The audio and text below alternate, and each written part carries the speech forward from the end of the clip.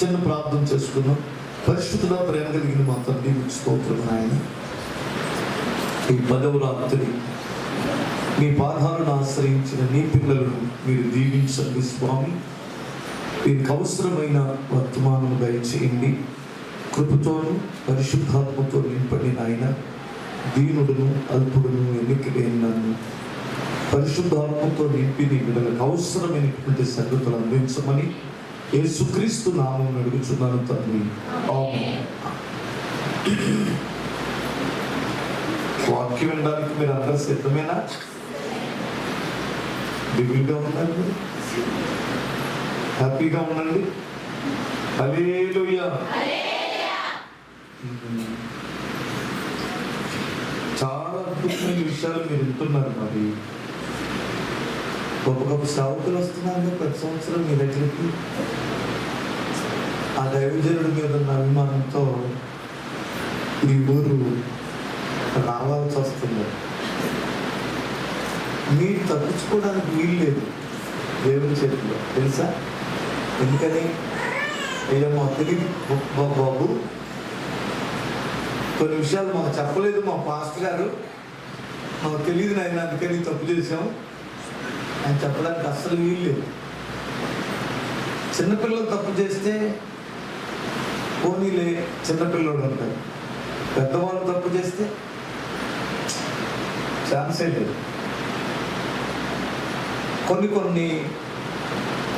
కొంత వయసు వరకు ప్రజలకి సానుభూతి ఉంటుంది, కానీ ఒక వయసు దాటిన తర్వాత మనం తప్పు చేస్తే ఎవరు క్షమించారు. అవును కదా? మీ పల్లెటూరులో వాడతారు ఒక మాట, పైన నర్సింది కింద నర్సింది తెలిసి తప్పు చేసావు అంటారు కదా.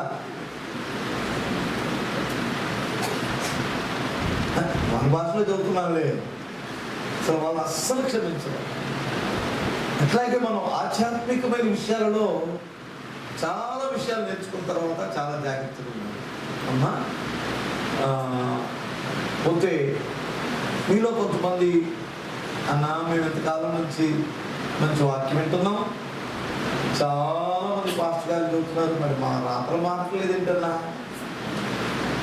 అదే కదా, డౌట్లు ఉన్నాయా? ఏం అవసరం లేదు. ఈ లోకంలో నువ్వు సుఖం అనుభవించిన కొద్ది రోజులే, కష్టాలు అనుభవించిన కొద్ది రోజులే. లాజరు చనిపోయాడు, ధనవంతుడు చనిపోయాడు కదా. చనిపోయిన తర్వాత ఏం జరిగిందో మీకు తెలుసు కదా. అందుకని చనిపోయిన ధనవంతుడు అక్కడికి వెళ్ళి అడుక్కున్నా మంచి నీళ్ళు దొరకదు వాడికి. గమనించారు కదండి? ఇక్కడ అడుక్కు తిన్నది ఎవరో? లాజరు. అక్కడ అడుక్కుని తిన్నది ఎవరో? అడుక్కుంటే వాడికి అన్నం దొరికిందా? రొట్టెలు దొరికినాయా? నీళ్లు దొరికినాయి అంటారా? చూసారా ఎంత దౌర్భాగ్యుడు. మనమన్నా కూలోనాలో చేసుకొని 3 పూట్ల కడుపు నిండా అన్నం తింటున్నాం, విన్నామా లేదా? అలాంటి ముసలమ్మకి చక్కగా ముసలోళ్ళే బాగా బ్రతుకుతున్నారు అనుకుంటుంది. ఎంత దాన్ని అదేంటిది పెన్షన్ అంతా 4,000. కొడుకులు వాళ్ళ దగ్గరికి వచ్చి అడుగుతున్నారు 100 రూపాయలు మందాస్తారని. అవునా? అది గెలి చూసి కొంతమంది ఏమనుకుంటున్నారంటే నాకు కూడా 60 ఏళ్ళు వస్తే బాగుండు, నాకు కూడా వస్తుంది పెన్షన్ అనుకుంటున్నారు. ఈ పని చేయలేని స్వాములలో అలా అనుకునే వాళ్ళు కూడా ఉన్నారు. అవునా లేదు కదా? కానీ ఎలాగైనా బ్రతికేస్తాం, ఈ లోకంలో ఎలాగైనా బ్రతికేస్తాం, కానీ ఎలాగైనా పరలోక రాజ్యానికి వెళ్ళడానికి మాత్రం కుదరదు. అది మాత్రం చాలా జాగ్రత్తగా ఉండాలి. అమ్మా, మిమ్మల్ని చూస్తే నాకు చాలా జాలి వస్తుంది. ఎందుకంటే నేను కూడా మీలాగే కూలి నాలో చేసుకుని బతుకునే కదా. హల్లెలూయా. కాకపోతే కూలి నాలో చేసుకునే వాళ్ళకి కొంచెం డబ్బులు వస్తే ఊరికే వచ్చింది దాని పాడుగాను. ఏంటది? కొంచెం డబ్బులు రావడం ఊరికే వచ్చింది. ఏంటో గర్వం. డోక్రాలో 2 లక్షలు వచ్చింది అనుకో, మంచం దగ్గర కదా మనిషి ఏమంటారు, ప్రార్థన జరుగుతుంది, ఆడ మంచం మీద కూర్చుంటే మరీ బాగోదు, ఆ తండ్రి సన్నిధిలో మంచి మంచి మాటలు వినిపిస్తున్నాయి, లేచి వస్తారా? అస్సలు రాదు. నైటీ మీద అంతే కూర్చొని ఉంటాం కానీ చచ్చిన రాదు కదా. ఎందుకంటే సేవలుగా డబ్బులు ఉన్నాయి, అది అసలు వచ్చిన బాధ. ఏమండి, కాస్త రోగాలు వస్తే పరిగెత్తుకుంటూ వస్తారు మన. దయచేసి అందుకని మనం దేనికి తావు ఇవ్వకూడదు, గర్వానికి తావు ఇవ్వకూడదు. హల్లెలూయా. కలిగిన దానిలో తృప్తి కలిగి బ్రతకండి, మంచిది. సరే, ఈరోజు నేను మీకు కొన్ని విషయాలు చెప్పాల్సిందే. కొంచెం నా పేపర్లు వేసిపోతాను, బైబిల్లో ఉన్న పేపర్స్ ఆపరా. కొరింథీయులకు రాసిన పత్రిక మొదటి పత్రిక 8వ అధ్యాయం 9వ వాక్యంలో ఒక మాట ఉందండి. చూడండి, ఒక మాట చదువుదాం. 8వ అధ్యాయం 9వ వాక్యం.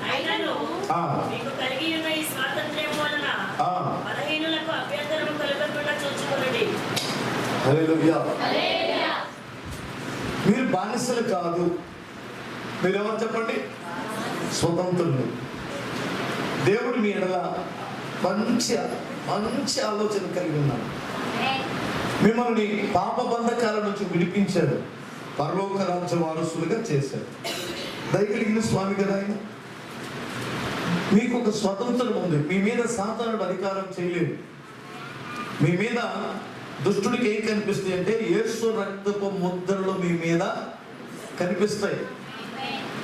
మీరు ఆ జోలికి వెళ్తే తప్ప వాడు మాత్రం మీ జోలికి రాడు. మీరెళ్ళి కదిలించుకుంటే చేసేది ఏమి లేదు. అప్పుడప్పుడు పాత ఫ్రెండ్ అని కదిలించుకుంటారు కదా, అవును కదా. అలా వెళ్ళి తల్లు తింటే నేను చెప్పలేను. వాస్తవంగా అయితే వాడు మీ జోలికి రాడు. వాస్తవంగా అయితే మిమ్మల్ని చూస్తేనే వాడికి భయం. ఎందుకంటే మీరు ఎవరికి సంబంధించిన వాళ్ళు? సృష్టికర్త అయిన దేవునికి సంబంధించినటువంటి వాడు. కొన్నిసార్లు మనమే కదిలించుకుంటాం. ఆయన ఎవరో గణ్యాన్ని చెప్తున్నాడు నాట్లు వేసుకోవడానికి. గణ్యాన్ని చెప్తారా? ఊళ్ళు చెప్తారా? గణ్యాన్ని చెప్తారా? ఆ చెక్కేటప్పుడు ఆ గణం మీద ఒక పుట్ట ఉంది. వీడు చెక్కుతా ఉన్నప్పుడు సప్పున అది తోక తగ్గింది, ఒక పావుకి బస్సం లేచింది. అయ్యో బాబోయ్ అనుకొని వెనక్కి వెళ్ళాడు. సరే, వాడు దొరకలేదు కాబట్టి గబగబా ఆ పక్కనే బీడు ఉంటే, బీడు తెలుసు కదా, బీడు, ఆ బీడులోకి వెళ్ళింది. ఆ మెరక మీదకి వెళ్ళింది. వెళ్ళి ఆ తోక తగిన దాని మీద రక్తం కారుతూనే బెంచంలోకి వెళ్ళిపోయింది. అది వీళ్ళు గబగబ కర్ర తీసుకుని వచ్చారు కానీ అది లోపలికి వెళ్ళింది. మన వాళ్ళు అంటుంటారు కదా, పగబట్టింది, తావస్భవం పొగబట్టిందని. నిజమే, పగబట్టింది దాన్ని పాడుగా. మళ్ళా లేనిపోయింది. ఎప్పుడైనా నేను చేరుకు రావాలి, నువ్వు నాకు తప్పేసిద్దేమో అనుకోని అక్కడక్కడ రాళ్ళు బోళ్ళు ఉంటే ఆ బెంచం లేసి ఇది లేదు పలుగు తీసుకొని, బాగా వెడుపు పలుగు తీసుకొని గుద్దాడు. బెంచం పూడ్చేశాడు. నాటు వేసుకున్నాడు, పండింది, పోసుకున్నాడు, కొప్పేశాడు, కుప్ప కూడా కొట్టుకున్నాడు, గొడ్లు కూడా ఇంటికి తోలుకున్నాడు. ఆ గడ్డి తోలుకొని వెళ్ళడానికి బండి వేసుకుని వచ్చాడు. ఉరిగడ్డి ఉంటుంది కదా, ఆ గడ్డి తోలుకోవడానికి వెళ్ళి ఇక బండి గడ్డేసుకున్నాడు. ఎద్దల బండి మీద వెళ్ళేటప్పుడు టక్కును గుర్తొచ్చింది, నేను నాటేసే రోజు ఆ తాసుబావ ఆ బెద్దంలోకి వెళ్ళింది కదా, అది ఏమైందో చూద్దామని వెళ్ళాడు. దీనికి ఏం పని? ఏనాడో దాన్ని బంధించేశాడు. వాడికి ఏం పని? ఒకసారి చూద్దామని వెళ్ళి ఆ చేతిలో పలుకుంటే చూద్దామా, ఆ రాళ్ళు తీసి చూద్దాం చచ్చిపోయింది బతికిందో అని చూడాడు. పాము మట్టి తిని బ్రతికింది. పాము ఏం తింటుందని చెప్పాడు ప్రభు? మట్టి తింటుంది. మట్టి తిని కూడా బ్రతికే కాదు. ఎలకలు తింటాం, అవి తింటాం, ఇది తింటామే కాదు, అవసరం ఏం లేకపోతే ఏం తింటదే? మట్టి తిని కూడా బ్రతికేసింది. అయినా మట్టి తిని ఓపిక లేదు దానికి. ఉంది అది పెద్ద దగ్గర అలా పెట్టుకుని ఈడేం చేశాడంటే ఇలా లాగాడు కదా, కొంచెం ఓపిక లేకుండా వచ్చా కాలు మీద పడి అది కలిసి చచ్చిపోయింది అక్కడ. ఇది బాగా ఎప్పటి నుంచో పగబట్టిన ఆహారం ఏం పొందదు, విషం పూర్తిగా ఎక్కిపోయింది. ఇది కొన్ని నిమిషాల్లో చచ్చిపోయాడు.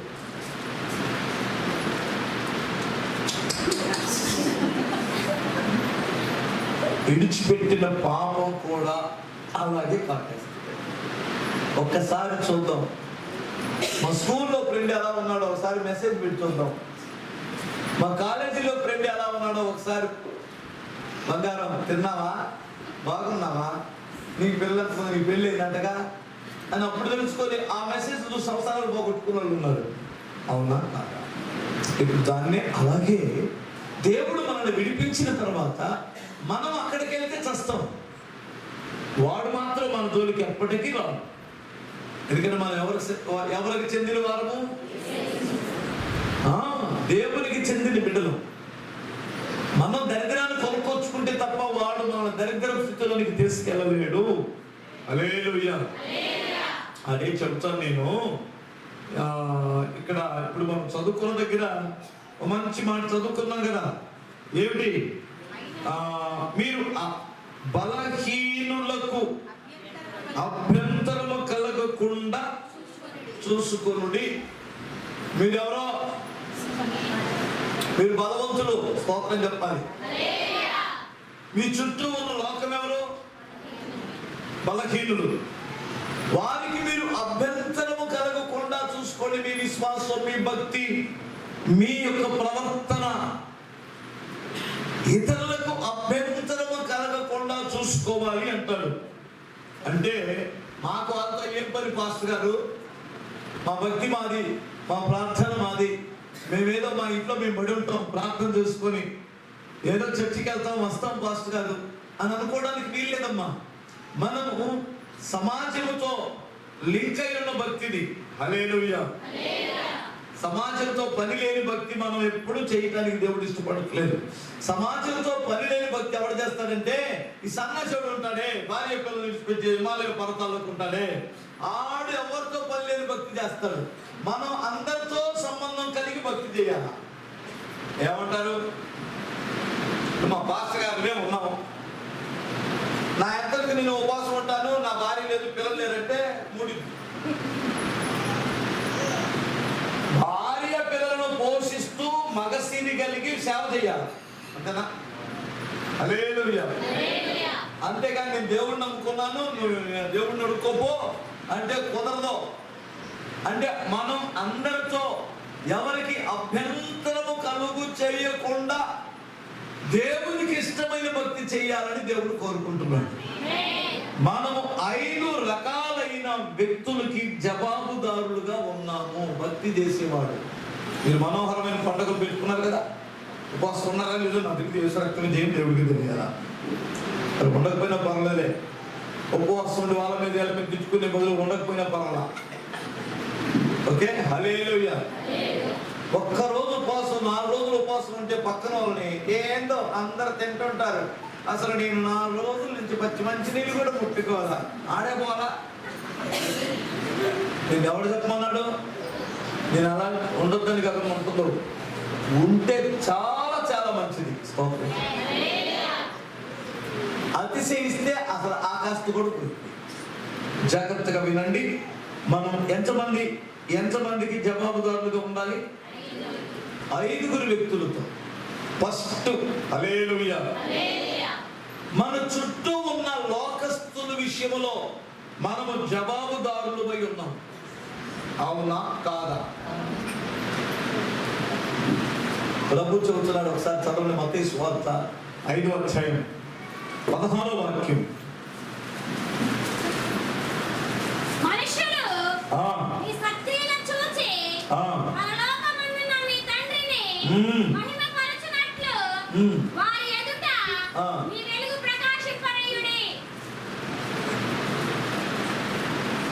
మనుషులంటే మన చుట్టూ ఉన్నలేగా.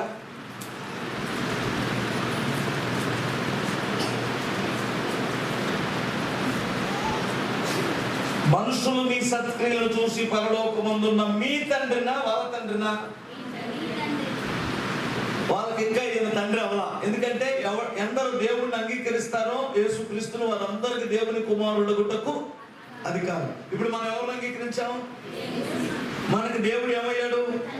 తండ్రి. వాళ్ళు ఇంకా ఎవరిని అంగీకరించలేదు? తండ్రిని అంగీకరించలా.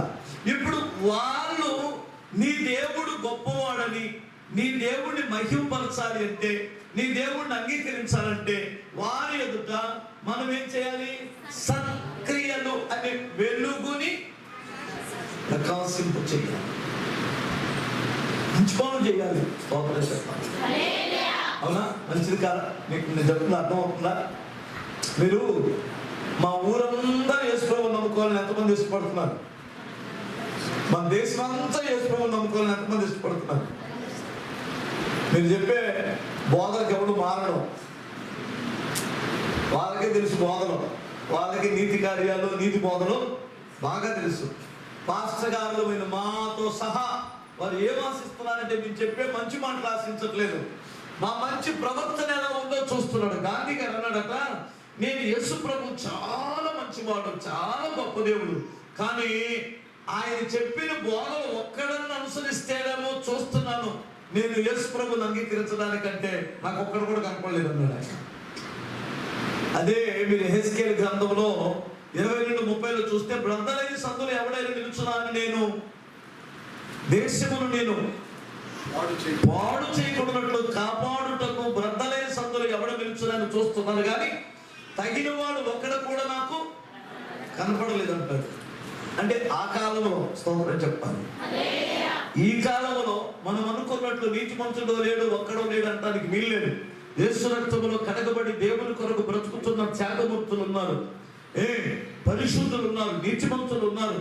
వారు అన్ని జనుల మధ్యలో దేవుని నామాన్ని ఊరేగిస్తున్న బిడ్డలుగా ఉన్నారు, వారి వెలుగును ప్రకాశిస్తున్నటువంటి వారు ఉన్నారు. అలాగే మీరు ఉందరుగాక.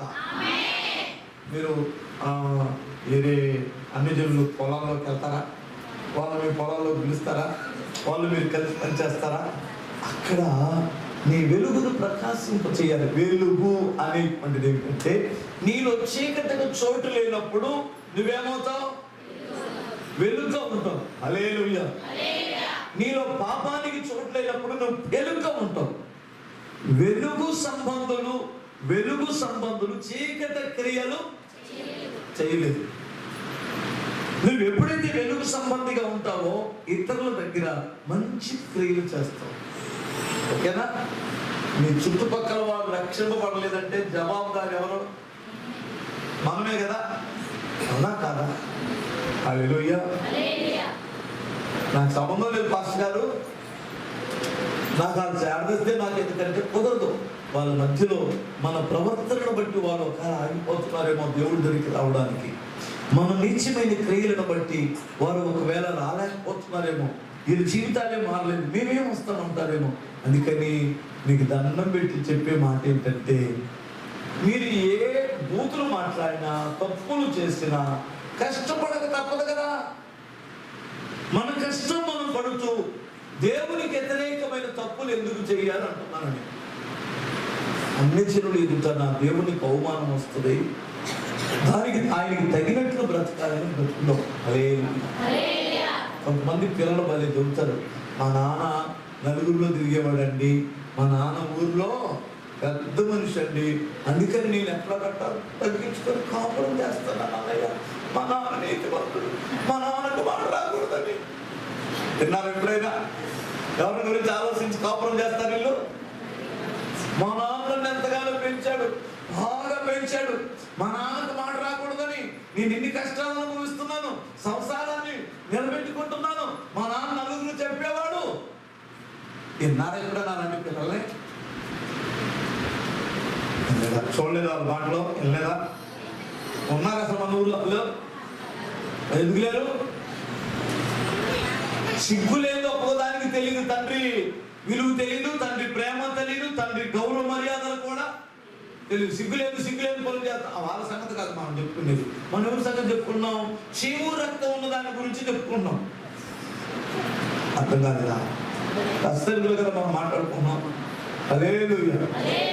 తండ్రి పెంపకంలో నా తండ్రికి అవమానం రాకూడదు, నా తండ్రి నన్ను పెద్ద మనుషుల్లో నా ఊళ్ళో పెద్దతలగా ఉన్నాడు, ఆయన తలదించుకోకూడదని, నా తండ్రికి తలవంపులు రాకూడదని, అవమానం రాకూడదని నేను ఇట్లా బ్రతుకుతున్నాననే పిల్లలు అక్కడెక్కడ ఉంటారు. అలాగే మన తండ్రికి మహిమ రావాలని అన్ని చెరువులు ఎదుట మనం ప్రకాశించాలంటున్నాం. స్తోత్రం చెప్పాలి. నన్ను ఘనపరుచు వారిని నేను ఘనపరుస్తాను, నన్ను తృణీకరించు వారిని తృణీకరిస్తాను. చూసారా, మనం ఎందుకు దరిద్రం అయిపోతున్నాం అంటే అన్ని చెరువుల మధ్యలో దేవునికి మనము మహిమ చేర్చేవారుగా బ్రతకలేకపోతున్నామేమో ఒక్కసారి ఆలోచించాలి. అమ్మా, ఇంకొక వ్యక్తి విషయంలో మనం జవాబుదారులుగా ఉండాలని బైబిల్ చెబుతుంది. హల్లెలూయా. చూస్తారా? ఎఫెసీయులకు రాసిన పత్రిక 5వ అధ్యాయం 22-23 వాక్యాలు. మీరు ఎప్పుడు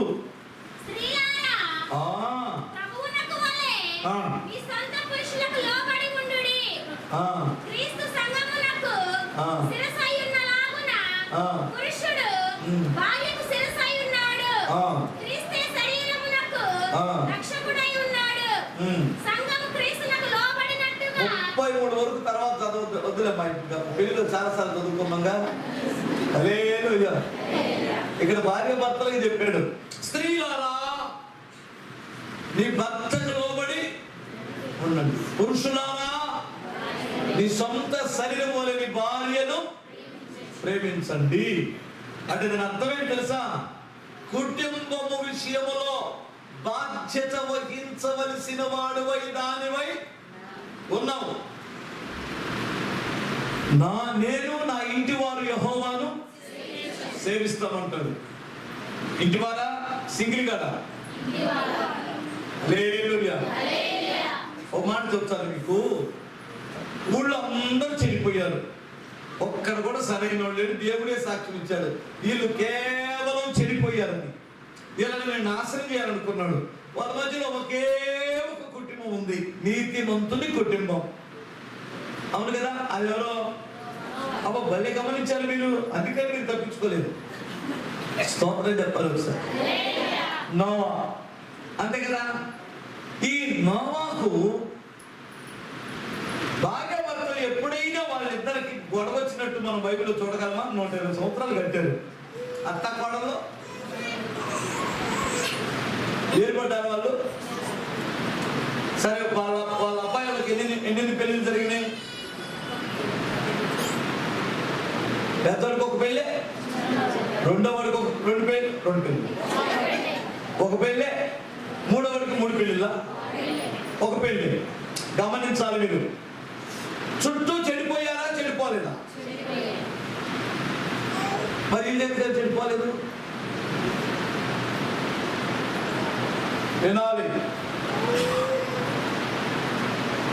ఈ 3 తలకాయలు కలవకపోతే, 3 కాదు 4 తలకాయలు, ఆ 4 తలకాయలు కలిసి ఉండయా? ఏ 3 తలకాయలు? 3 కోడళ్ళు, అత్త. ఎంత ఐక్యత కలిగి ఒకరిలో ఒకరు బాధ్యత కలిగి ఉంటే అన్ని సంవత్సరాలు వారు వాడకట్టగలిగారు. ఒకరితో సంబంధం లేదు, వీళ్ళలో ఎవరు చెడిపోలేదు. వారి వారి బాధ్యతలు సమర్థవంతంగా నెరవేర్చారు. హల్లెలూయా. భర్త మార్గం తప్పలేదు, భార్యలు మార్గం తప్పలేదు. ఆ రోజుల్లో ఇలాంటి చట్టాలు లేవు, ఆ రోజుల్లో పోలీస్ స్టేషన్లు లేవు, ఆ రోజుల్లో ఏమండి ఇలాంటి నీతి నిబంధనలు ఏమీ లేవు. అయినా వారు దేవుడు ఉన్నాడని నీతి కలిగి బ్రతికారు. ఇప్పుడు మనకు అడుగడుగున చట్టాలు ఉన్నాయి, నిబంధనలు ఉన్నాయి, అయినా చెడిపోయి భర్తకు లోబడటం లేదు, భార్యను ప్రేమించటం లేదు. ఈయన అట్లా నెరవేర్ది నేను ఏడుతున్నాం అనుకున్నా, కళ్ళు ఎర్రకుంటే. హల్లెలూయా చెప్పగలరా? నా మాట వినండి అమ్మా. భర్త విషయంలో బాధ్యత వహించవలసిన స్త్రీగా ఉన్నావా లేదా? ఒకసారి ఆలోచించండి. భార్య విషయంలో బాధ్యతను వహించాలి కదా. భర్త ధర్మం భర్త చేయాలి, భార్య ధర్మం. ఇది ఎవరు చెప్పారు? దేవుని వాక్యం. ఈ విషయంలో మనం జవాబుదారులమై ఉన్నాం. మనం చాలాసార్లు అనుకుంటాం, ఎంట గెలిచి రచ్చగలవాలి. అవును కదా? ఇప్పుడు నువ్వు యేసు ప్రభు గురించి చెప్తే నువ్వు చర్చికి వస్తున్నట్లయితే వెంటనే నువ్వు నీ భర్తకు లోబడుతున్నావో లేదో చూస్తుంది సమాజం. చూడంటారా? చూసింది కదా. ఇప్పుడు నేను బోధిస్తున్నాను అనుకో, వాళ్ళని ప్రేమించండి, దేవునికి లోబడండి, దేవుని సన్నిధిలో నీతి కలిగి బ్రతకండి అన్నాను అనుకో, ఇప్పుడు నాకంటే ముందు నా వెనకాల ఉండడానికి నేను సరిగిపోతున్నాను లేదో నన్ను చూస్తారు. నేను కనపడను, నా వెనకాల అసలు నేను ఏం చేస్తున్నానో చూస్తుంటారు. నా బ్యాక్గ్రౌండ్ అంతా స్క్రీన్ మీద కనపడుతుంది. అవునా కాదు? అందుకనమ్మా నీ కుటుంబాలు బాగుపడితే దేవుడు బహుగా సంతోషిస్తాడు. దేవుని స్తోత్రం. నీతి కలిగి దేవుని సన్నిధిలో బ్రతుకుతూ కాపురాలు చేయండి.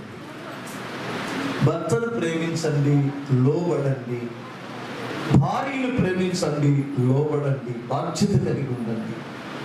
ఆ బాధ్యత నుంచి నీ కుటుంబాన్ని చూసి ముక్కు మీద వేసుకోవాలి సమాజం. హల్లెలూయా. మీరు కొంతమంది స్త్రీలు ఎక్కువ మంది ఉన్నారు ఇక్కడ, పురుషులు తక్కువ మంది ఉన్నారు. మరి బ్రదర్ మీరు కూడా చర్చికి రండి అంటే ఏంటి వచ్చేది? ముందు మీ చర్చికి వచ్చామని మార్చండి. మా సిగ్గు తీస్తారు వాళ్ళు. అవునా? ఏం మారాలి నా బాబు అంటే ఏది పాస్ కాదు. ఒకరంతా పనిచేసి వస్తే అన్నం పెట్టవే అంటే నువ్వే పెట్టుకొని తింటదాన్ని తినమంటదండి. టీవీ దగ్గర నుంచి లేవదు, సెల్ ఫోన్ తీసుకుని అటు ఇటు చూడదండి. ఉన్నారా? లేరు కదా? లేరు. ఉన్నారు కదా? ఆగడం చేసిందండి.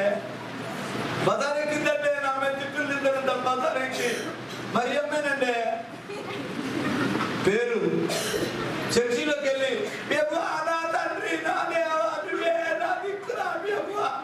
అని మైకులో ప్రార్థన కూడా చేసిందండి. మేము ఎవరు చెప్పుకోవాలంటే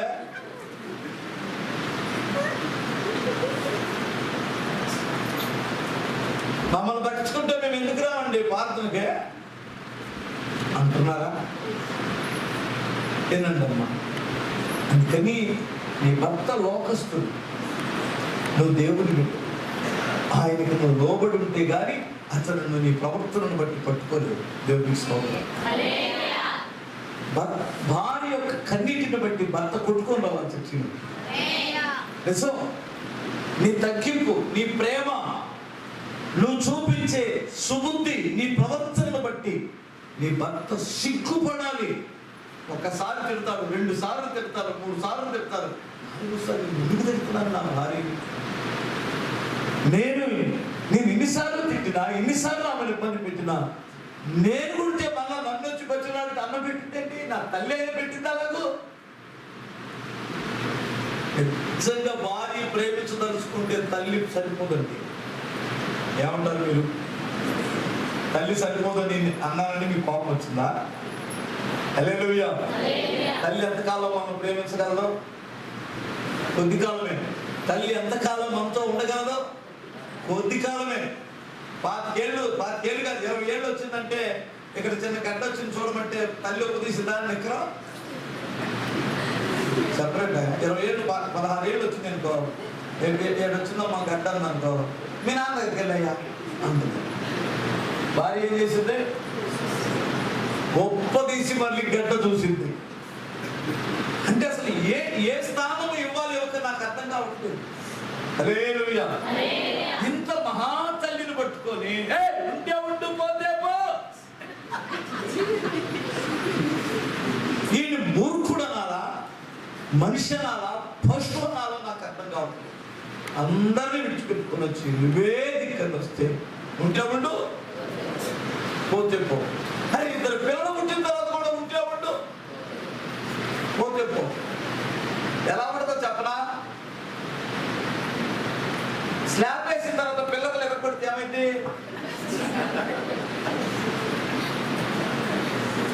దాని కింద పడుతుంటాడు.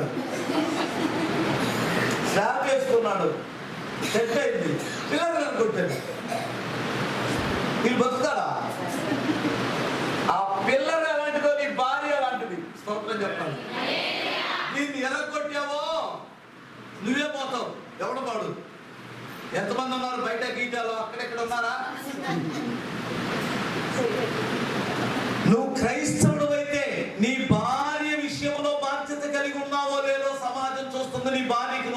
చెప్పాలి. నీ భర్త విషయంలో లెక్క చెప్పాలి. అర్థమవుతుందా? పిల్లలు తల్లిదండ్రుల విషయంలో బాధ్యత వహించాలి. స్తోత్రం చెప్పాలి. చదువుతావా? అదే అధ్యాయం ఎఫెసీయులకు రాసిన పత్రిక 6వ అధ్యాయం మొదటి నుండి చూడు తల్లి. వెళ్ళేనా నీకు? చదువు గట్టి చదువు. ప్రభువునందు మీ తల్లిదండ్రులకు విధేయులైనది ధర్మమే. నీకు మేలు కలుగునట్లు నీ తండ్రిని తల్లిని సన్మానింపము, అప్పుడు నీవు భూమి మీద దీర్ఘాయుష్మంతుడు వగుదువు. తల్లిదండ్రులకు లోబడి ఉండండి. ఇది ధర్మమే, ఇది ధర్మమే. నీ తల్లిదండ్రుల విషయంలో నువ్వు బాధ్యత వహించాలి, తప్పదు. హల్లెలూయా. కోడలారా అత్త విషయంలో బాధ్యతను వహించాలి. ఇది క్రైస్తవ కుటుంబ పద్ధతితో దేవుడు మాట్లాడుతున్నాడు. హల్లెలూయా. అమ్మా నాన్నకు అన్నం పెట్టలేని వాడు కూడా పరలోక రాజ్యానికి వెళ్ళిపోతాడా? ఎక్కడ పెట్టకుండా చేస్తుంది ఎవరు? నిజమేనా? అన్ని కోడల మీద వేద్దామా? అబద్ధం అంటుంది. ఆడెవడో చిన్న షార్ట్ ఫిల్మ్ మీద చిన్న అది రీల్స్ ఏదో వచ్చింది, నేను చూసా. వాళ్ళ అమ్మతో వారం 10 రోజుల నుంచి మాట్లాడు కొడుకు. భార్య ఏమండి మీ అమ్మతో మాట్లాడబెట్టండి అంటే, నా బోల్డ్ పనులు ఉన్నాయి, నా బిజీ నాకు అన్నది. ఏంటి నీ బిజీ?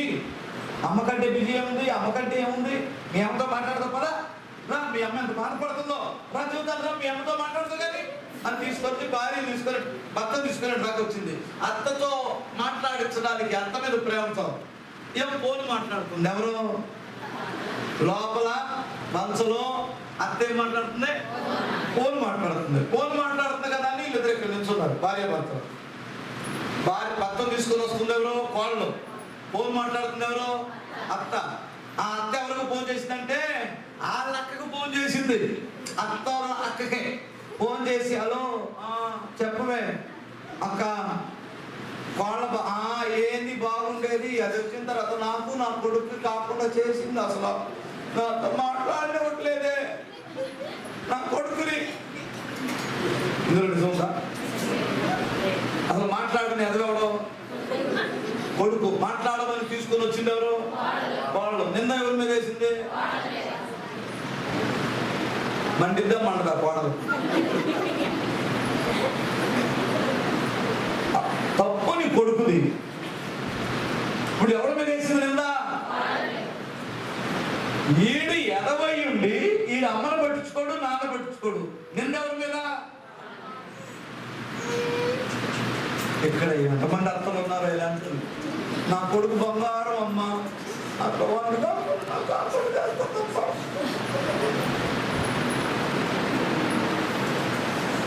హల్లెలూయా. ఎన్నో కొంతమంది భలే నవ్వుతున్నారు, అనుభవాలు వచ్చినట్టున్నాయి. అవునా? వినాలి జాగ్రత్తగా. నీ కుటుంబం నువ్వు భక్తే చేస్తే నీ కుటుంబం పట్ల నువ్వు బాధ్యత వహించాలి. మగసిరి కలిగి భార్య బిడ్డలను పోషించాలి. అదే మగతనం అంటే. అర్థమవుతుందా? దున్నపోతులాగా తిరిగి ఊరి మీద కాసిద్దులాగా తిరిగే వాళ్ళు చాలా మంది ఉన్నారు. పనికెళ్ళరు, భార్యను పోషించరు. ఒక్కొక్కడు మళ్ళీ ఈ మధ్య కాలంలో దర్శనం వచ్చిందంట సేవ చేయమని. ఈయన భార్య పిల్లలు పోషించలేవాడు, ఈయన పాస్టర్ అయ్యాడంట. వీళ్ళ దగ్గరికి వెళ్తాడు, ఫెలోషిప్ వాళ్ళ దగ్గరికి 40 రూపాయలు కడతాడు. వాడేమో ఫెలోషిప్ వాళ్ళేమో రిసిప్ట్ ఇస్తారు. అర్థమవుతుందా? ఈయన పాస్టర్గా ఈయన ఏం చేస్తున్నావురా? ఏమనుకోమాకండి. ఇంకొకటి విచిత్రమైన మాట చెప్పనా, నేను ఏం చేసినా కలిసి రావట్లేదండి. ఎందుకురా? పిలుపు ఉంది. పిలుపు ఉంటే కలిసి రాదా? వాక్య రూల్స్ ఎక్కడ ఉందో దానికి, వాక్యానికి ప్రమాణిక వాక్యం ఏమైనా ఉందో దానికి చెప్పాలి. కలిసి రాదా? తాట చేస్తానే అనుకున్నాను. హల్లెలూయా. ఎలీషా అరగదున్నుతున్నప్పుడు పని చేసేవాడిని ఆపి పిలిచాడు. హల్లెలూయా, అరకాట పెట్టుకున్నారా సేవకన్నాడు. వచ్చేసాడు. చేపలు పట్టుకునే వాడికి ఫుల్గా చేపలు ఇచ్చి విడిచిపెట్టి రమ్మన్నాడు. అంతే కదండి. సుంకము గుర్తుదారుడైనటువంటి మత్తయ్య డబ్బులు విస్తారమైన డబ్బులు సంపాదించి విడిచిపెట్టి రమ్మన్నాడు. అంతే కదండి. మీరు ఎవరైనా చూసుకోండి, మోషే గొర్రెలు కాస్తున్నప్పుడు విడిచిపెట్టి రమ్మన్నాడు. నువ్వు ఎవరినైనా చూడండి, పని పాట లేనివాడిని ఎవరిని పిలవాలా దేవుడు. పని పాట లేని వాడికి దర్శనం ఉండదు. స్తోత్రం చెప్పాలి. బాధ్యత కలిగి కుటుంబాన్ని పోషించాలి. బాధ్యత కలిగి భార్య భర్త అన్యోన్యత కలిగి బ్రతకాలి. అర్థమవుతుందా?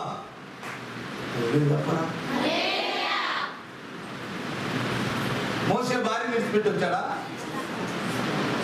ఏ శాంపాల్ గారు ఎండ పెట్టుకో కదా వెళ్తున్నాడు సిప్పోరా.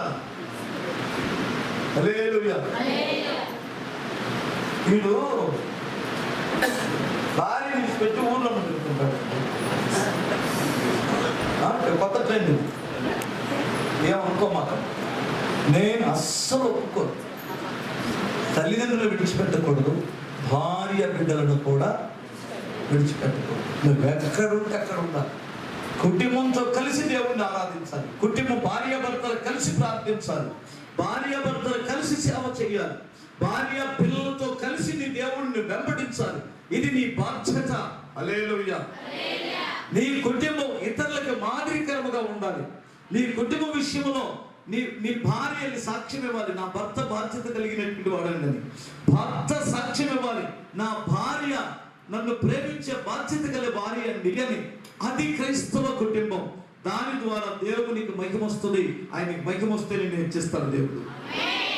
అవునా? హల్లెలూయా. దగ్గరకు చూసుకుందాం. కుటుంబం దగ్గరికి వద్దాం. సమాజం ఎడలు ఎలా ఉంటున్నాం? మంచి పనులు చేస్తున్నామా? సత్క్రియలు చేస్తున్నామా? నీతి కలిగి బ్రతుకుతున్నామా? ఒక్కసారి ప్రశ్నించుకుందాం. 2, కుటుంబ విషయంలో మనం ఎలా ఉన్నాం? దీని విషయంలో మనం లెక్క చెప్పవలసిన వారమై ఉన్నాం. హల్లెలూయా. 3వ విషయం ఒక మాట చదువుతాను నేను. ఎఫెసీయులకు రాసిన పత్రిక 4వ అధ్యాయం 32వ వాక్యం.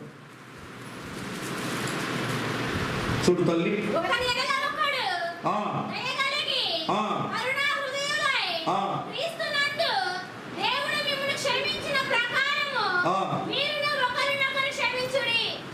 చాలమ్మా.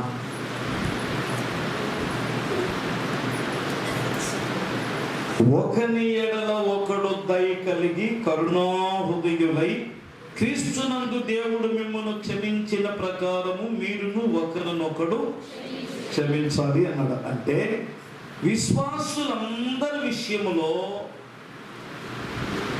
ఖచ్చితంగా బాధ్యత వహించాలి. మనందరం ఎవరి పిల్లలు? దేవుని పిల్లలు. ఒకే సంఘం. నేను నిన్ను బట్టి నేను ఆగిపోకూడదు. నన్ను బట్టి నువ్వు ఆగిపోకూడదు. ఆగిపోతే మనం ఒకరి బాధ్యత ఒకరు వహించాల్సిందే, తప్పదు. హల్లెలూయా. అసలు ఎట్టి పరిస్థితుల్లో దేవుడు మన ద్వారా ఇంకొక విశ్వాసి ఆగిపోకూడదు. మనను బట్టి ఇంకొక విశ్వాసి బలహీనం అవ్వకూడదు. నా భాష అర్థమవుతుందా మీకు? హల్లెలూయా. ఎంత మాట పడితే అంత మాట అనేది వదిలేయకూడదు. అమ్మా, ఇది లింకు. హల్లెలూయా. ఎలా చెప్పాలో మీకు అర్థం కావట్లేదు. నన్ను బట్టి ఇంకొకడు బలహీనుడు అవ్వకూడదు, వారిని క్షమించని అంటుంది బైబిల్. స్తోత్రం చెప్పాలి. ఎందుకు ఇలా క్షమించమంటుందో తెలుసా? మీరు ఆశీర్వాదమునకు వారసులుగా ఉండుటకు పిలువబడ్డారు. కీడుకు ప్రతి కీడు చెయ్యొద్దు, దూషణకు ప్రతి దూషణ చెయ్యొద్దు. మరి ఏం చేయాలి? దీవించండి అన్న. దేవునికి స్తోత్రం. మీరు ఎందుకు పిలువబడ్డారు? నేను వాళ్ళతో మాట్లాడను, నేను దాంతో పలకను, వీటితో మాట్లాడను అని మీరు విశ్వాసులైన వారు అనొద్దు. హల్లెలూయా. మీ ఇంటి పక్కన చర్చికి రావట్లేదు ఏంటంటే నాకు కుదరదు, నాకు సంగతి నాకు తెలియదు నువ్వు అనకూడదు. ఒకవేళ నేను ఏమైనా అంటే మీరు క్షమించాలి వాళ్ళు అంటుంది బైబిల్. ఎందుకంటే మన దోషములన్నీ ఎవరు క్షమించారు? ప్రభు క్షమించారు కదా తల్లి. హల్లెలూయా. క్షమించే గుణమున్నటువంటి వాడు సహోదరుణ్ణి క్రీస్తు యేసు యొక్క స్వరూపములోనికి మనం వస్తున్నాము అని అర్థం. హల్లెలూయా. కొన్ని ఆశీర్వాదాలు నీ క్షమించలేని మనసు దగ్గరే ఆగిపోయింది. పరిశుద్ధాత్మ యొక్క అభిషేకం నువ్వు ఎప్పుడైతే క్షమించే మనసు లేదో అక్కడే ఆగిపోయింది ఆశీర్వాదం. అందుకని క్షమించే మనసు కావాలి. నీ సహోదరుడి విషయంలో మీరు వారి విషయంలో బాధ్యత లెక్కప్ప చెప్పవలసిన వారై ఉన్నారు. హల్లెలూయా. కయ్యూను ఒక మాట అడిగాడు దేవుడు, నీ సహోదరుడు నీ తమ్ముడైన హేబేలు ఎక్కడా? ఆడే సమాధానం చెప్పారు. అందుకు వాడు దేశద్రోహమైంది. నా తమ్ముడికి నేను కాపలానా? ఏంటో ఇంటి పక్కన రావడం లేదంటే నాకేం తెలుసు పాస్టర్ గారు, దానికి నాకు మాటలు లేక చాలా కాలం అయింది. అది ఎలా సాధ్యం? ఇది దేవుని ఆశీర్వాదం మీరు పొందాలనుకుంటున్నారు కదా, అది కుదరదు. మీరు ఎవరైనా దేవుని పిల్లలుగా ఉండాలనుకున్నట్లయితే దేవుని సంతోషపరిచేటువంటి వాడి గుణగణాలు ఏమిటంటే, మీరు దేవుని సన్నిధికి వెళ్ళి మోకరించి ప్రార్థన చేయాలనుకున్నారు, లేదా ఒక అర్పణ అర్పించాలనుకున్నారు, నీ సహోదరుడు నీ మీద వాడికి ఏదో భేదం ఉందనే సంగతి నీకు అప్పుడు గుర్తొచ్చింది. నీకు భేదం కాదు, వాడికి భేదం. అర్థమైందా? నేను ప్రార్థన చేసుకోవడానికి వచ్చాను, నాకు వాడి మీద పగలేదు, నా మీద వాడికి పగ ఉన్నట్టు నీకు గుర్తొస్తే అర్పణ అక్కడ పెట్టి పరిగెత్తుకుంటూ వాళ్ళ దగ్గర సమాపణ అడిగినా అప్పుడు నేను అంగీకరిస్తాను అన్నాడు. ఎలాంటి మాట ఒకసారి మీరు ఆలోచించాలి. నా ఏడం కాలు కూడా పోదంటున్నారు. ఇది ఎక్కడ న్యాయం? ఇది దేవుని చట్టంలో పూర్తిగా గిట్టదు. హల్లెలూయా. మీరు ఇంకొక మాట చెప్పనా? నిన్ను ఎవరైనా తిడితే, ఎవరైనా నిన్ను దూషిస్తే ఒక్కరోజు వాళ్ళకి మీ ఇంటికి భోజనానికి పిలవరాదా? దరిద్రం పోయింది నీ ఇంట్లో నుండి. నిజం. ఒకసారి పాస్టర్ గారు నన్ను బలి తిడుతున్నాడంట. ఆయన నేనేం చేయలేదమ్మా. హల్లెలూయా. ఆయనకి ఏదో కడుపులో మండింది. ఎందుకంటే మనం బాగుంటాం కూడా ఎక్కడో కడుపులో మంటే, మనం మంచి బట్టలు వేసుకుంటే వాడి కడుపులో మంటే, కారుకుంటే కడుపులో మంట. అందుకని ఏదో ఒకటి మాట్లాడాలి కదా. మాట్లాడుతున్న సంగతి తెలిసింది. నా బిడ్డ ఎక్కడ దొరుకుతాడా అని చూస్తున్నా. నేను తిట్టడానికి కాదు, అస్సలు నేను ఈ రోజు వరకు కూడా ఇన్ని సంవత్సరాల సేవలో డైరెక్ట్గా నన్ను ఏందన్నా అన్నామంట, నీ సొమ్ము తిన్నానా లేదా, ఆనాడు నీకు నేను అది ఇవ్వలేదా, ఇది పెట్టలేదా నన్ను అన్నా. ఈ రోజు వరకు కూడా నేను అలాగూ ఎవరినైనా అన్న దాఖలాలు నాకు గుర్తే లేదు. నాకు జన్నాటవ సంఘటన వచ్చాడు. నేను ఆయన గబగబా కార్ దిగి బ్రదర్ అంటుంటే చూసి వస్తున్నాడు. ఎందుకంటే వాడికి ఒక డౌట్ ఉందిగా, అడుగుతాడేమో. నేను అంటే నాకంటే 10 ఏళ్ళు పెద్దోళ్ళు, నాతో పోటీ అని అడుగుతాడు. 4 అడుగులు వేసి కక్కులు చేయకూడదు. ప్రెసిడెంట్ మ్యాచెస్ గారు అన్నాడు చూడన్నట్టు. ప్రెసిడెంట్గానే భోజనం చేద్దాం పదా. భోజనమా? ఇంటికి వెళ్తున్నాను అన్నాడు. తిన్నారా కడుపులో అని శుభ్రంగా పెట్టించే కడుపులో ఆయనకి ఏం తింటాడో ఒకటి అది అర్థమైపోయింది. ఫుల్లుగా పెట్టించాను. మంచి కాల్పించుకొని ఇచ్చాను. స్తోత్రం. ఆ రోజు నుంచి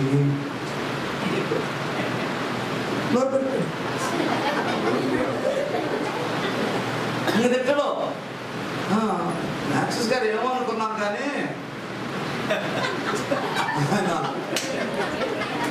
మారాడు, బాగా మారాడు. మరి అంతకుముందే అబద్ధాలు అంటారు కదా, తంతారు కదా వాళ్ళు జనం. మారాడు ఏమో అనుకున్నాం కానీ బాగా మారాడు.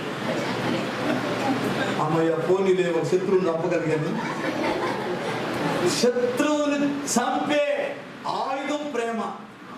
దాన్ని కాస్తంత నష్టపోవాలి. హల్లెలూయా. అప్పుడు దేవుడు నిన్ను అధికముగా ఆశీర్వదిస్తాడు.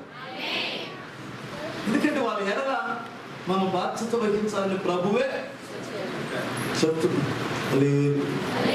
మీ సహోదరులు మీరు ఒకరినొకడు ప్రేమించుకోండి, క్షమించండి, ఆదరించండి. అమ్మా, దేవుడు మనల్ని కరుణించకపోతే మనం ఈ స్థితిలో ఉంటామా? మనం మంచోళ్ళమేనా? మన రహస్య పాపాలు లేవా? మనం ఎన్నిసార్లు కోపడ్డాం, ఎన్నిసార్లు కూతురు తిట్టాం, ఎన్నిసార్లు ఏదో పనులు చేసాం. మన అందరినీ దేవుడు ఏం చేశాడు చెప్పండి? క్షమించాడు. అది కాదన్నయ్య, దేవుడు క్షమిస్తే క్షమించాడు కానీ నన్ను గురించి నేను మాట్లాడదు అన్నయ్య, నన్ను తిట్టిందో అన్నయ్య అనుకుంటారు కదా. 100 లోపల తిట్టితే 2 పైకి వస్తాయి. ఫస్ట్ 100 తిట్లు ఎక్కడ ఉన్నాయి? అయినా నీకు కనపడ్డాయా? నేను ఎప్పుడు అది అనుకుంటాను. నేర్చుసన్న మిమ్మల్ని అలా తిట్టాడంటే ఎన్ని తిట్టింది? 4-5 తిట్లు గట్టి తిట్టింది. మరి లోపల తిట్టింది నేను వినలేదు కదా. 2 కింద కుడికి పడ్డాం. లోపల ఇంకా పెద్ద పెద్ద ఉంటాయి కదా, అవి నాకు వినపడలేదు కదా. వినపడినప్పుడు వందనాలంటే వందనాలు అనుకున్నాం. వినపడిన దానికి ఎందుకు ఫీల్ అవ్వాలి? అర్థమైందా? స్తోత్రం చెప్తుంది. ఫస్ట్ ఒక మనుషుడిని బయటికి తిట్టాలంటే లోపల 100 తిట్టుకొని ఒక్క రూపాయి అంటాడు. నేను అందులో మాట్లాడదా అంటాడు. అంతకంటే పెద్దయ్య అన్నాడు లోపల. అందుకని ఇది కూడా అందులో వేసుకో. ఆ కథలో ఏ కథ? ఈ లోపల బోల్డ్ తిట్టుకుంటాడు. భార్య కూడా చేతులే కాదు, నేను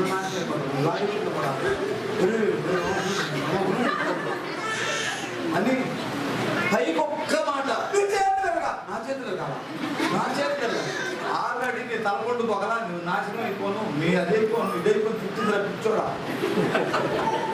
మీకు అర్థం కాదు. ఆ ఒక్కటే తిట్టిందంటే లోపల చాలా మంది అనుకుంటారు. అర్థం కాదు. సామాన్యంగా భర్త తిట్టడం భార్య పాపం వచ్చి పెట్టడం దొరుకుతాడు, అంతే కదా. సర్వకాన్ని పోతావు, నేను పెట్టి వెళ్ళిపోవాలి నువ్వు వెళ్ళిపోతారా కదా. ఎట్లా విన్నాను? లోపల తిట్టిన తిట్లు మనం స్పందించాం, పైకి తిట్టిన తిట్లు కూడా స్పందించదు. మీరేమంటారు? స్తోత్రం చెప్పాలి. ఒకడు నా గురించి 7 సంవత్సరాల నుంచి చెడ్డగా చెప్తున్నాడు. ఒకటి కాదు ఉండదు. నాకు తెలీదు. నేను చక్కగా అన్నం పెడతాను, నా డైనింగ్ టేబుల్ మీద వచ్చి పెట్టుకుంటాను, కానుకిస్తాను, ప్రాణంగా ప్రేమిస్తాను. ఈ మధ్యకాలంలో దేవుడు ఎక్కడెక్కడ తీయాలి అక్కడెక్కడ తీసేశాడు. నేను ఎందుకు ఎరగదీశాను, ఎందుకు ఇంత అవమానం వచ్చింది అంటే అప్పుడు చెబుతున్నాడు ఆడి మాట్లాడిన వాళ్ళు నాతో. అన్న ఆల్రెడీ నిన్ను అవమానపరచాలని 7 సంవత్సరాలు ప్రయత్నం చేస్తున్నాడు. అర్థమవుతుందా? నేను చాలా ఆశ్చర్యపోయాను. ప్రభువా, నా పక్షాన నువ్వు చర్య తీసుకుంటావు. స్తోత్రం చెప్పాలి. ఏం తీసుకుంటాడు ప్రభు? మనం నిర్దోషులం. హల్లెలూయా. ఇంకొక మాట చెప్తున్నా, టైం అయిపోతుంది. ఒకే ఒక మాట చెప్తానే. కొరింథీయులకు రాసిన పత్రిక 10వ అధ్యాయం 32-33. మొదటి కొరింథీ.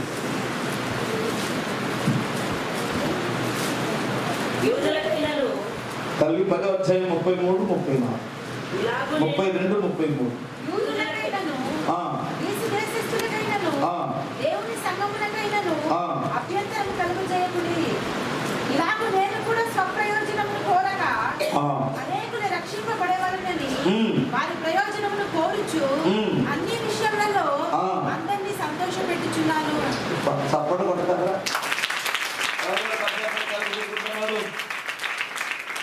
యూదులకైనను గ్రీసు దేశస్థులకైనను దేవుని సంఘముకైనను అభ్యంతరము కలుగు చేయకుడి. ఇక్కడ మీరు మెయిన్గా గుర్తుపెట్టుకోవాలి ఏంటంటే దేవుని సంఘమునకైనను మీరు అభ్యంతరము కలుగు చేయకుడి.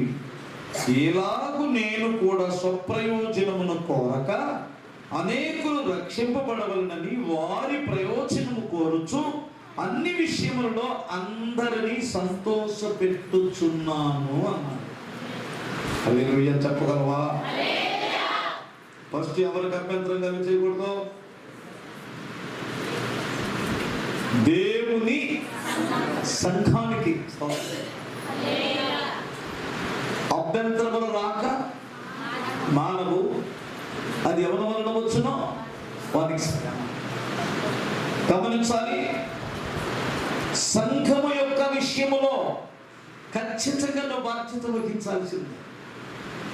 నాకు బాధ్యత, నాకు సంబంధం లేదు, నేను వెళ్తాను, రాత్రి చూసుకొని ఇంటికి వస్తాను, కుదరదు. అన్ని జనుల విషయంలో బాధ్యత వహించాలి, కుటుంబ విషయంలో బాధ్యత వహించాలి, సహోదరుల విషయంలో బాధ్యత వహించాలి. 4, సంఘము విషయంలో నువ్వు బాధ్యత కలిగి ఉండాలి. హల్లెలూయా. నువ్వు ఎక్కడ ఏ సంఘములో ఉన్నావు? ఇప్పుడు దేవుని సంఘములో ఉన్నావు. నిన్ను దేవుడు వాక్యం చేత పోషిస్తున్నాడు, అవునా? దైవజనుడు నీ కొరకు వాక్యాన్ని సిద్ధపరిచి నీకు అందిస్తున్నాడు, నిన్ను పోషిస్తున్నాడు. నీ తండ్రి, నీ భర్త, లేదు నీ ఇంటి వారు నిన్ను శారీరకంగా పోషిస్తే, దైవజనుడు దేని చేత పోషిస్తున్నాడు? వాక్యము చేత పోషిస్తున్నాడు. నీ తల్లిదండ్రులు, నీ భర్త శరీరానికి సంబంధించిన ఆహారం ఇస్తే, దైవజనుడు దేనికి సంబంధించిన ఆహారం ఇస్తాడు? ఆత్మకి సంబంధించిన ఆహారం ఇస్తాడు. నీ తల్లిదండ్రులు, నీ భర్త నీ శరీరానికి సంరక్షకులైతే, దైవజనుడు నీ ఆత్మకు సంరక్షణ కలిగించేవాడుగా ఉన్నాడు. ఇప్పుడు ఈ సంఘము విషయంలో నీవు సంఘ కుటుంబములో, సంఘం అనే కుటుంబంలో ఉన్నావు కాబట్టి సంఘానికి అభ్యంతరం కలుగు చేయకూడదు. ఏమంటారు? కుదరదంటారా? హల్లెలూయా. పరాకు, దాతాను, అభిరామని ఇద్దరు ముగ్గురు ఉన్నారా? తెలుసా? తెలుసా? మీకు తెలుసా? కాదు కదా. వాళ్ళతో ఫ్రెండ్షిప్ చేయమా. వాళ్ళతో ఫ్రెండ్షిప్ చేశాడో బతికొండగానే పాతాలని వెళ్ళిపో. వాళ్ళు మోషేకి వ్యతిరేకంగా ఒక వర్గాన్ని తయారు చేశారు. మోషేకి వ్యతిరేకంగా ఒక వర్గాన్ని తయారు చేశారు. అమ్మ, ఇక్కడ వర్గాలు ఉండకూడదు, సంఘంలో వర్గాలు ఉండకూడదు. దైవజనుడికి వ్యతిరేకంగా ఏ సంఘమై, ఏ వర్గమైన లేచిందంటే దేవుడు చర్య తీసుకుంటాడు. దేవుడు అస్సలు ఒప్పుకోడు. వాళ్ళు లేచారు, 250 కుటుంబాలను పోగు చేశారు.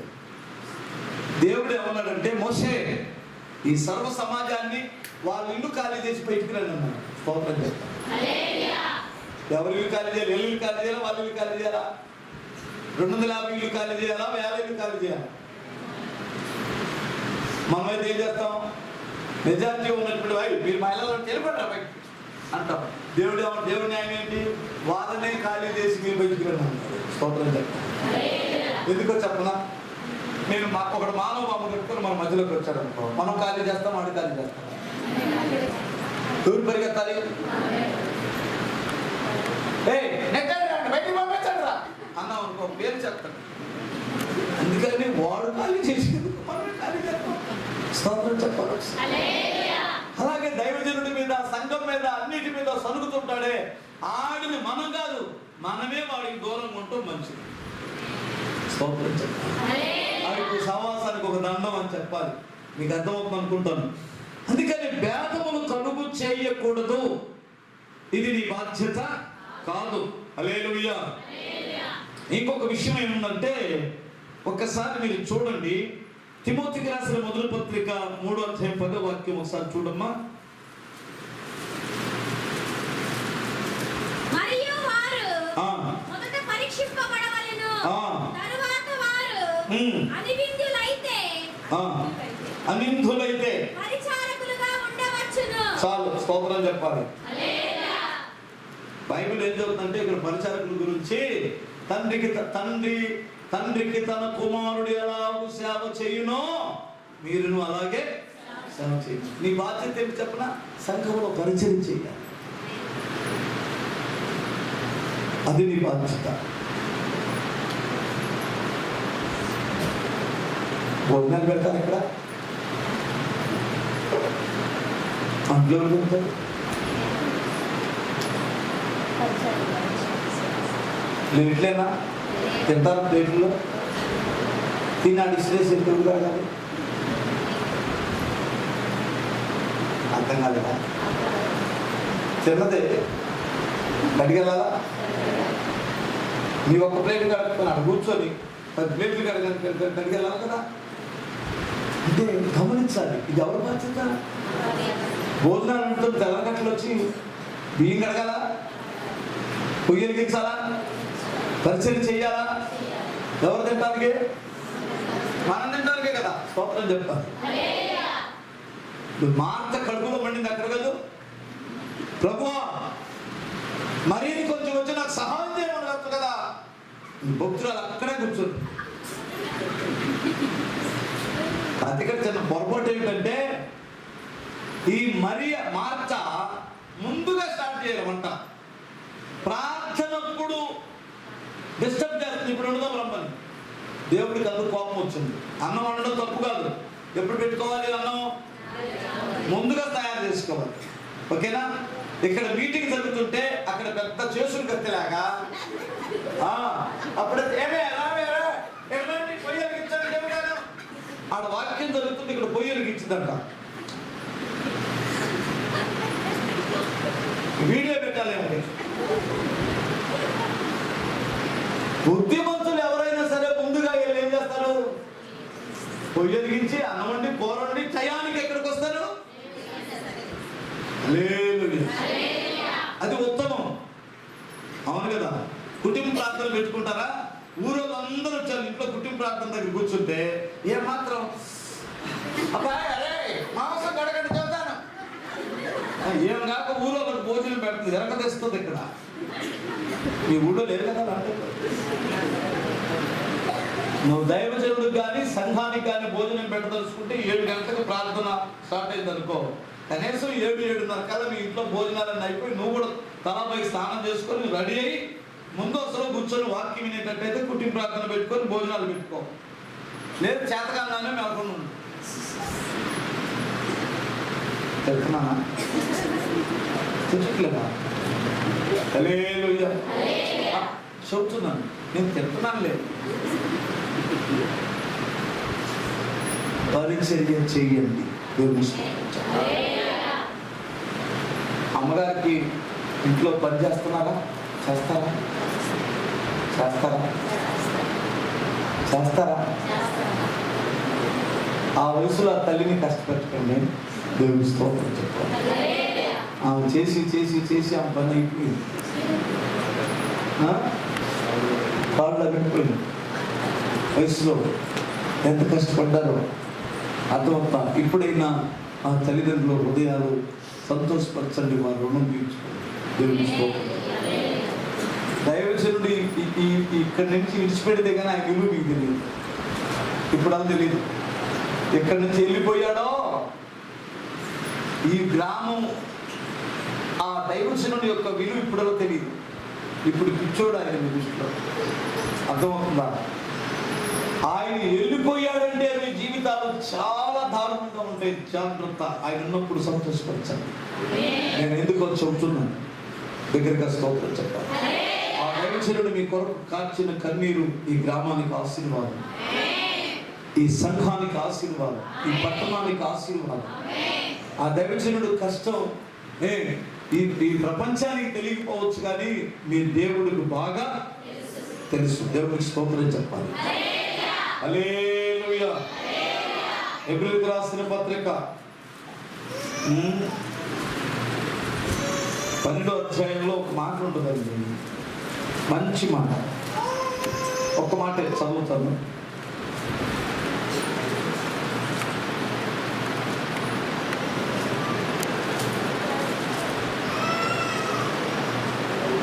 మనము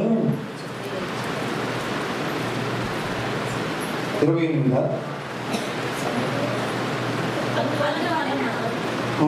నిశ్చలమైన రాజ్యము నుండి దైవ కృప కలిగి ఉండును.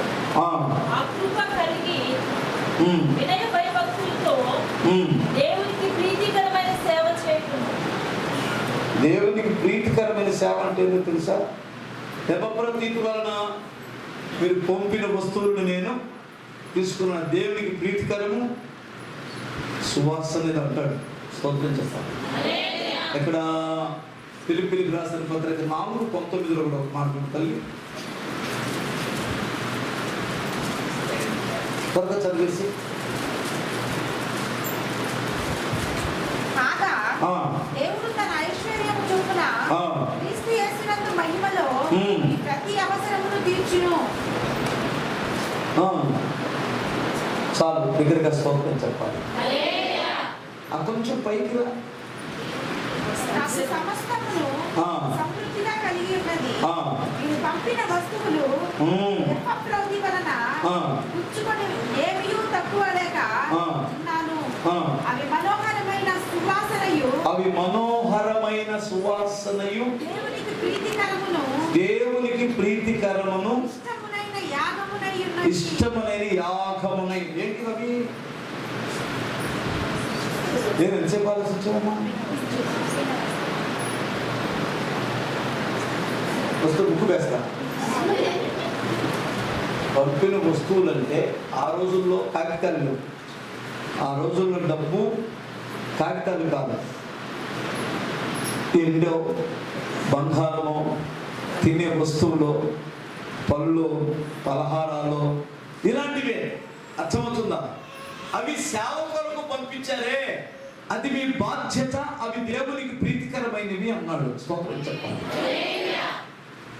అవి మనోహరమైన దేవునికి ఇష్టములైన ప్రీతికరమైన వస్తువులు అట అవి. దేవునికి స్తోత్రం. అంటే ఇప్పుడు మనం ఇస్తున్న సేవకు ఇస్తున్న కానుక దేవునికి ప్రీతికరం అంటే దాని అర్థం ఏంటి? ఇప్పుడు నువ్వు ఇస్తున్న కానుక దేవుని పరిచర్య జరుగుతుంది, అది నీ బాధ్యత అంటుంది బైబిల్. వాక్యోపదేశము చెయ్యవానికి వాక్యోపదేశం పొందువాడు అన్నిటిలో భాగము ఇవ్వాలి. హల్లెలూయా. ఇది నీ బాధ్యత అంటుంది బైబిల్. నీ యొక్క బాధ్యత ఏంటి? సంఘానికి పరిచర్య చేయడం, సంఘం కొరకు నీ కానుకలు ఇవ్వడం, సంఘానికి అభ్యంతరం కలుగు చేయకుండా సహకారిగా ఉండడం నీ బాధ్యత. ఖచ్చితంగా సంఘం యొక్క బాధ్యత ప్రతి వ్యక్తి బాధ్యత వహించాలి. దేవునికి స్తోత్రం. ఇప్పుడు నేను 4 విషయాలు చెప్పానమ్మా. అన్న గుర్తున్నట్టారా? పోయిందా? పోయింది. యథార్థంగా ఉన్నావు. నువ్వు రేపు బ్రతుకు. స్తోత్రం చెప్పాలి. ఆ బైబిల్ నువ్వు ఏం తెచ్చుకున్నావు? నేను ఉచితంగా వీడియోలు బైబిల్ ఇచ్చినట్టు పొందవు. బైబిల్ కొన్న చాలా మంది దాన్ని అప్పు తెరిచేలా అప్పులు పాలు అయిపోయారు. చాలా ఖరీదు కదా బైబిల్ కొన్న చాలా. హల్లెలూయా. దగ్గరగా స్తోత్రం చెప్పండి ఒకసారి. మంచిదానిగా మళ్ళా గుర్తు చేస్తానే. నీ బాధ్యత. మనం బాధ్యత వహించవలసింది ఎవరి ఎడల? అన్ని జనులు మన ద్వారా రక్షణ పొందాలంటే మనం వారి ఎడల సత్క్రియలు చేయాల్సిన బాధ్యత ఉంది. కుటుంబం కట్టబడాలి అంటే భర్తకి భార్య, భార్య భర్తకి, పిల్లలు తల్లిదండ్రుల ఎడల బాధ్యతను వహించాల్సిందే. సహోదరుల విషయంలో ఎవరైనా బలహీనైపోయి ఆగిపోతే వారిని నడిపించి వారిని మళ్ళా క్షమించి తీసుకొని వచ్చే బాధ్యతను మనమే వహించాలి. హల్లెలూయా. సంఘము ఎడల బాధ్యత వహించాలి. ఏ బాధ్యత? పరిచర్య చేయాలి, కానుకలు ఇవ్వాలి. అర్థమవుతుందా? అభ్యంతరాలు రాకుండా సంఘాన్ని జాగ్రత్తగా చూసుకోవాలి. అది ఎవరి బాధ్యత? మరలా చెప్పండి, 4 మాటలు చెప్పండి. నువ్వు చెప్పు. మళ్ళీ పోయిందా?